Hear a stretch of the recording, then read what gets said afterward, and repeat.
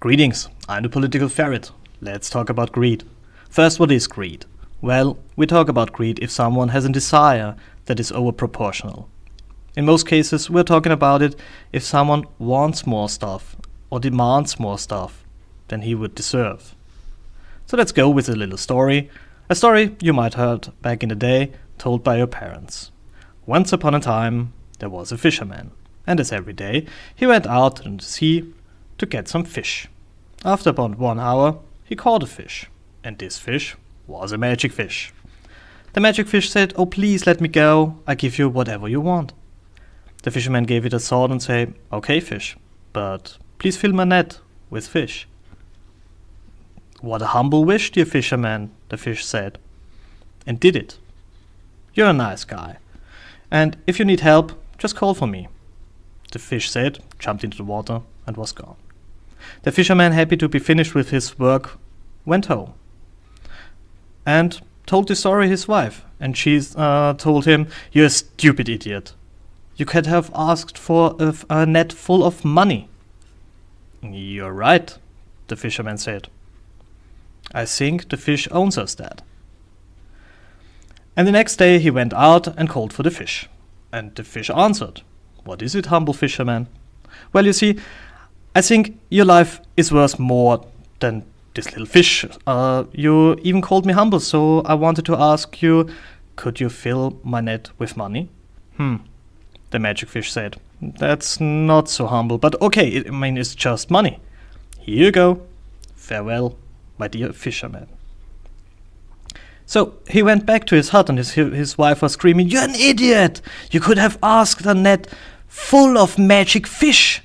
We would be so rich, richer than everyone."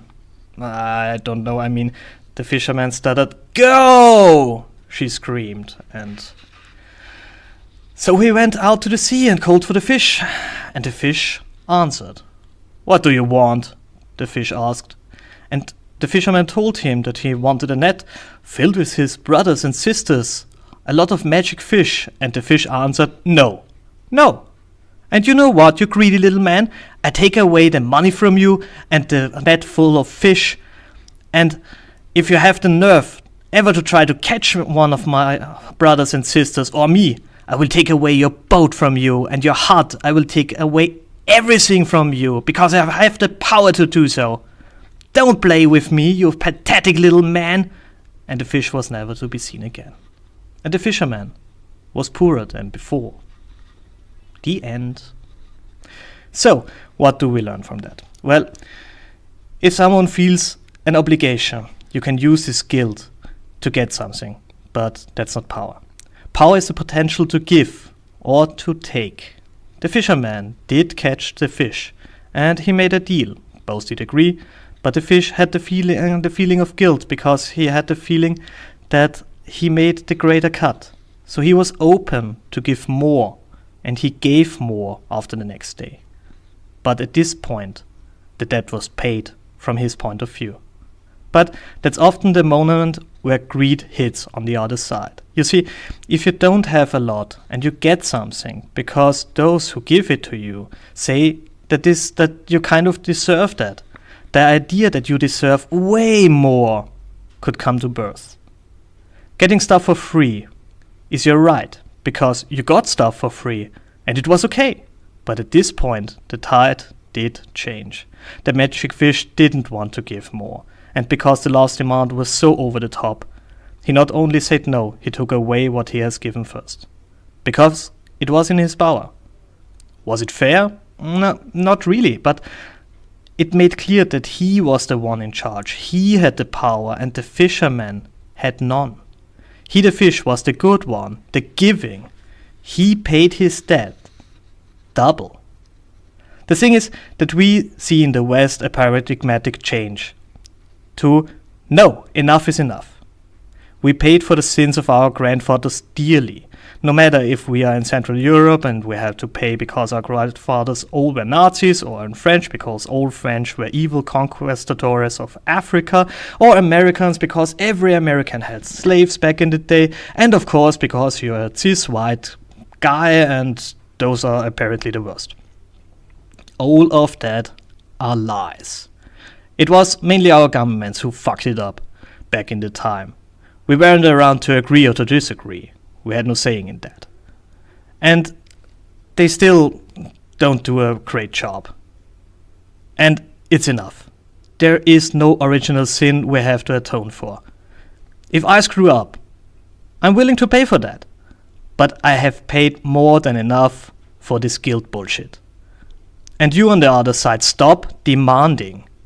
Do something, take responsibility, work for the stuff you want. You have no right to get something for free because you're a woman, and a woman 100 years ago were mistreated by men. That's not a reason.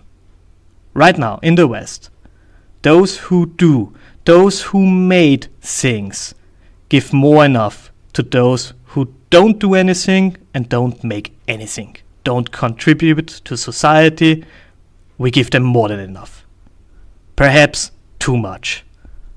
And it's in the power of those to take this away.